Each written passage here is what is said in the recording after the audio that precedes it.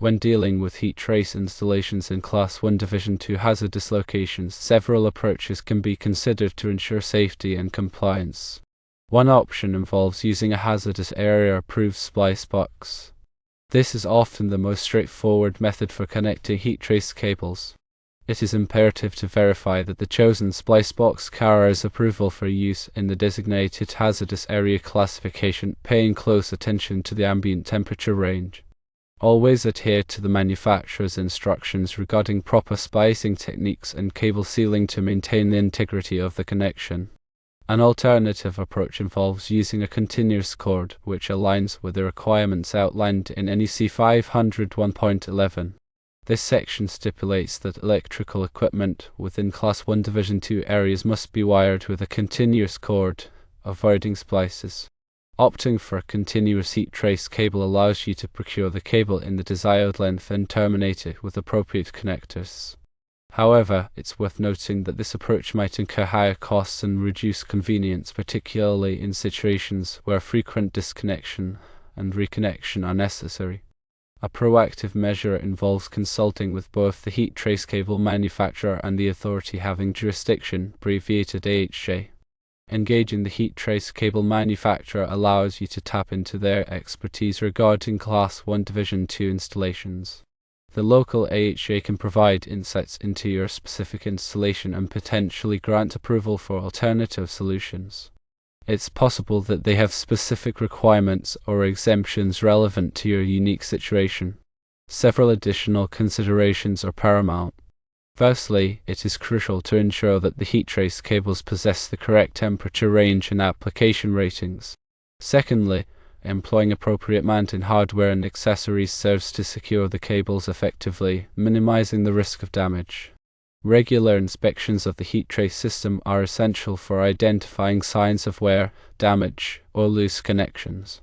Lastly, providing comprehensive training to personnel involved in installation and maintenance of heat trace systems in hazardous areas is vital for promoting safety and adherence to best practices. When using a hazardous area-approved splice box, selection is key. Choose a splice box specifically designed and certified for Class 1 Division 2 environment.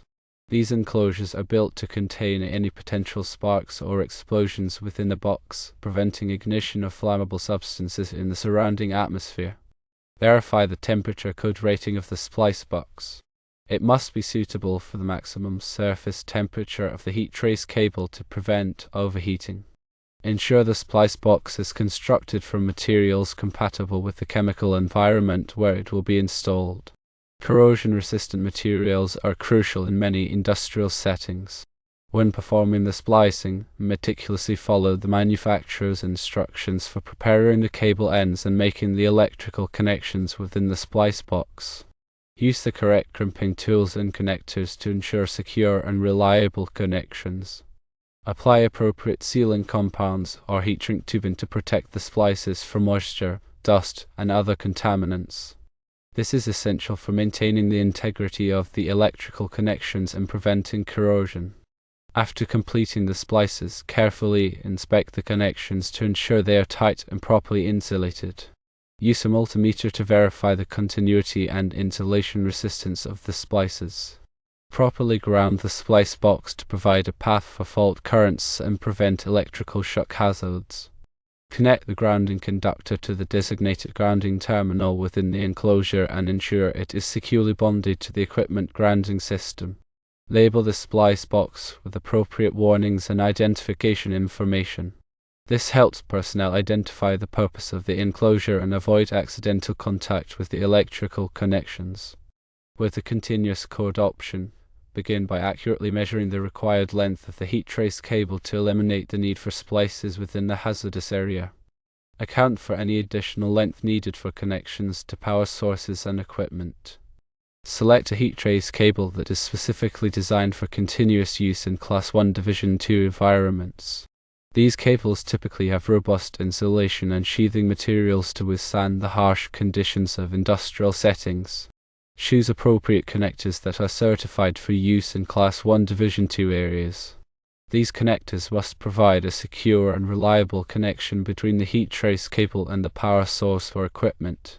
Properly prepare the ends of the heat trace cable by stripping the insulation and exposing the conductors. Follow the manufacturer's instructions for preparing the cable ends and installing the connectors. Use the correct crimping tools and dies to ensure a secure and reliable connection between the cable conductors and the connector terminals. After installing the connectors, carefully inspect the connections to ensure they are tight and properly insulated. Use a multimeter to verify the continuity and insulation resistance of the connections. Securely route and support the continuous heat trace cable along its entire length to prevent stress, strain, and damage. Use appropriate mounting hardware, such as cable ties, clamps, and trays to support the cable at regular intervals.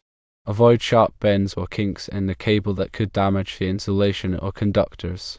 Protect the cable from physical damage by installing it in a location where it is not likely to be struck by moving equipment or exposed to corrosive substances.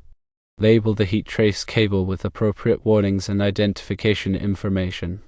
This helps personnel identify the purpose of the cable and avoid accidental contact with it. Consulting with the manufacturer and AHJ is critical. Contact the heat trace cable manufacturer's technical support team and provide them with detailed information about your specific application and the Class 1 Division 2 environment where the heat trace system will be installed. Inquire about their recommendations for suitable heat trace cables, splice boxes, connectors, and installation practices that meet the requirements of the hazardous area. Ask for any technical documentation, test reports, or certifications that support their recommendations. Obtain written confirmation of their recommendations for your records. Identify the local authority having jurisdiction, abbreviated AHJ, responsible for enforcing electrical codes and regulations in your area. This could be a municipal, county, or state government agency. Contact the AHJ and schedule a meeting to discuss your proposed heat trace installation and seek their approval. Provide the AHJ with detailed information about the heat trace system, including the cable specifications, splice box details, connector information, and installation practices. Explain how the proposed installation complies with the applicable codes and regulations, such as the NEC 501.11. Be prepared to answer questions and provide additional documentation to support your case.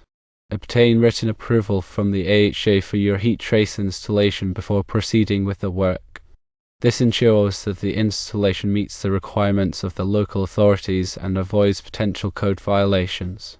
In addition to these options, several other factors should be taken into account to ensure the safe and reliable operation of heat trace systems in Class 1 Division 2 areas.